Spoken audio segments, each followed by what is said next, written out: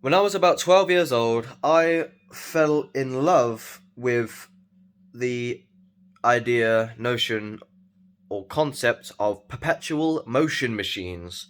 Not just perpetual motion machines as a whole, but in particular, the claim that perpetual motion machines are impossible. So I found perpetual motion machines to be very fascinating from a young age, and I'll show you a couple examples here. So obviously, like we've got this river that could, say if gravity were to take it back up to the start point, you'd see we'd have essentially infinite motion with no energy source. So it would essentially create its own energy source by being a loop. Or as you can see here, we got this wheel. So like obviously the bottles would turn and change as it spins. I don't know if he's actually going to show it. Yeah. So yeah, like the liquid becomes the momentum, and then theoretically it should spin forever. This reel does the best. So I'm going to play this little clip for you. This is apparently a perpetual motion device. Now, a perpetual motion device is actually impossible according to the first and second laws of thermodynamics, and it basically states that it is something that can make continuous energy without losing any energy forever until the end of time. Although that would be a great concept, it doesn't actually exist, but if it did exist, it would sort of look something like this. Then he makes it take unnecessarily long by doing that. But yeah, as you can see, that is I purchased very fascinating. It was very fascinating to me at a very young age. I remember I actually had a book where I was drawing loads of diagrams, and I was talking with my dad. Keep in mind I was only like 12 years old, and my dad told me like if whatever design I wanted to go for, that we would construct it together.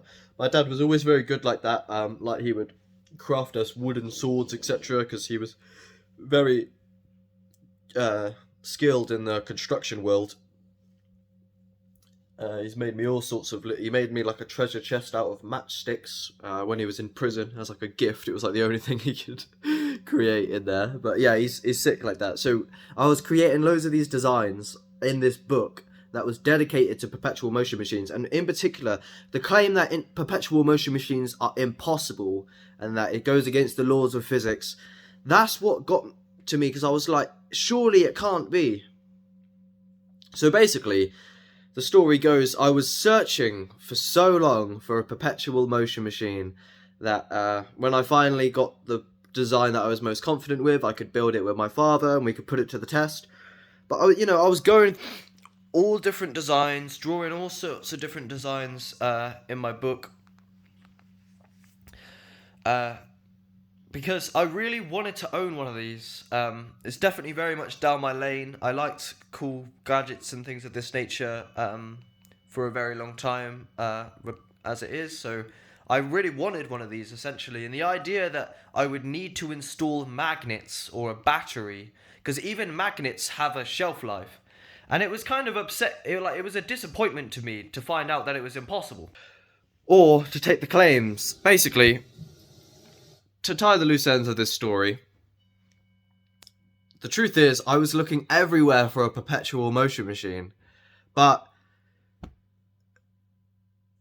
I was the perpetual motion machine the whole time, because consciousness is infinite, and see? It took me years to get it. You are the perpetual motion, not just you, reality itself, consciousness is the perpetual motion machine. God is the perpetual motion machine. I was looking for a perpetual motion machine for all of my life, believing these claims that it's impossible, but reality is an infinite paradox, and it's a strange loop. And isn't that funny? The very activity of trying to discover a perpetual motion machine actually was the perpetual motion at play. And it's just like a joke within reality to me now, because I spent like years and then I just forgot about that kind of passion of mine, and I just went on doing whatever else. But it's true. What can happen once can happen again. You are consciousness. appearance without source, kind of, or just, it's clear. When you get what God and consciousness is intuitively, you'll understand that you are in the presence of a perpetual motion machine of infinite energy. So it kind of took to go meta. I should have said that from the get-go when I kind of done the punchline. But yeah, essentially, you're looking for the perpetual motion machine, but it only takes to go meta and zoom out, kind of. The perpetual motion machine fooled itself into... See, isn't that direct evidence of self-deception?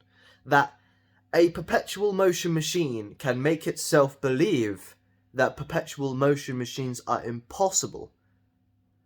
And that is a direct evidence of, like, strange loop and self-reference of the deception of God in a solipsistic sort of approach of one mind can infinitely self-deceive itself into infinite fragments, and it can dream science within the dream. It can dream the laws of physics. It can dream that physics is only capable of this and that. But that is all being dreamt by infinite imagination, so it's like the most genius design to reality.